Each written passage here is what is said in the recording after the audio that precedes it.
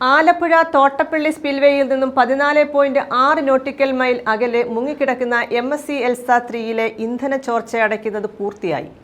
അതേസമയം കപ്പൽ മുങ്ങുന്നതിന് കാരണമായ വിവരം ലഭിക്കുന്നതിന് സഹായകമായ വോയേജ് ഡേറ്റ റെക്കോർഡർ വീണ്ടെടുക്കാൻ ഇതുവരെ സാധിച്ചിട്ടില്ല.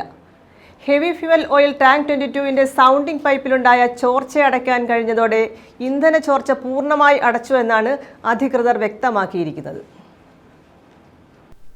മെയ് 25-ന് കപ്പൽ മുങ്ങിയതിനു ശേഷമുള്ള തുടർ പ്രവർത്തനങ്ങളിൽ കപ്പൽ കമ്പനിക്കും അവർ നിയോഗിച്ച T&T സാൽവേജ് കമ്പനിക്കും ഗുരുതര വീഴ്ചകൾ സംഭവിച്ചെന്നും പ്രവർത്തികൾ സമയബന്ധിതമായി പൂർത്തിയാക്കിയില്ലെങ്കിൽ ശക്തമായ നടപടികൾ സ്വീകരിക്കുമെന്നും shipping director general Shyam Jagannathan കഴിഞ്ഞ ദിവസം ഇരു കമ്പനികൾക്ക് മുന്നറിയിപ്പ് നൽകിയിരുന്നു. 15 ടാങ്കുകളിൽ നിന്നായി 24-26 ദിവസം കൊണ്ട് ഇന്ധനം നീക്കുന്നതിനുള്ള പദ്ധതിയാണ് ഇപ്പോൾ സാൽവേജ് കമ്പനി മുന്നോട്ട് വച്ചിരിക്കുന്നത്. ഹെവി ഫ്യുവൽ ഓയിൽ ടാങ്ക് 22ന്റെ ചോർച്ചയ്ക്ക് പുറമെ ടാങ്ക് 16-ലും 17-ലുമുള്ള ചോർച്ചയും അടച്ചു. ടാങ്ക് 24ന്റെ സൗണ്ടിംഗ് പൈപ്പ് നഷ്ടപ്പെട്ട പ്രശ്നവും പരിഹരിച്ചു. ടാങ്ക് 20, 22, 25, 26, 27 എന്നിവയുടെയും ഇൻസിനറേറ്ററിന്റെയും ക്യാപ്പിംഗും പൂർത്തിയായി. ഇന്ധന ചോർച്ച ഉണ്ടായിരുന്ന ഹെവി ഫ്യുവൽ ഓയിൽ ടാങ്ക് 22, 23 എന്നിവയുടെയും തകരാർ പരിഹരിച്ചു. ഇന്ധന ചോർച്ച തടയുന്നതിന്റെ ഭാഗമായി കപ്പൽ മുങ്ങിയ ഭാഗത്തെത്തിയ ഡൈവിംഗ് സപ്പോർട്ട് യാനമായ സീമാക് 3 സാച്ചുറേഷൻ ഡൈവിംഗ് ഒരുക്കങ്ങൾക്കായി കൊച്ചിയിൽ തിരിച്ചെത്തി. 51 മീറ്റർ അടിയിൽ കിടക്കുന്ന കപ്പലിലെ ടാങ്കിൽ നിന്ന് ഇന്ധനം നീക്കുന്നതുൾപ്പെടെയുള്ള കാര്യങ്ങൾക്ക് സാച്ചുറേഷൻ ഡൈവിംഗ് കൂടിയേ കഴിയൂ.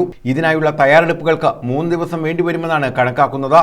ഇതിനുള്ള ഉപകരണങ്ങളിൽ മിക്കതും എത്തിയതായും ബാക്കിയുള്ളവ കസ്റ്റംസ് ക്ലിയറൻസ് കഴിയാൻ കാത്തിരിക്കുന്നു എന്നുമാണ് അധികൃതർ അറിയിച്ചിട്ടുള്ളത്.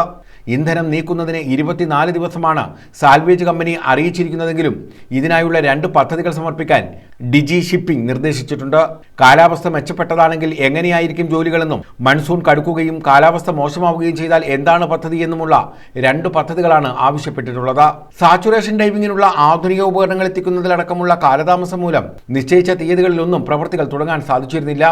ഇതോടെയാണ് ഡിജി ഷിപ്പിംഗ് നിയമ നടപടി സ്വീകരിക്കുമെന്ന് കാട്ടി കത്തയച്ചത്. തീരപ്രദേശത്തെ ശുചീകരണ പ്രവർത്തനങ്ങളും സജീവമായി നടക്കുന്നു എന്നാണ് അധികൃതർ വ്യക്തമാക്കിയിട്ടുള്ളത്.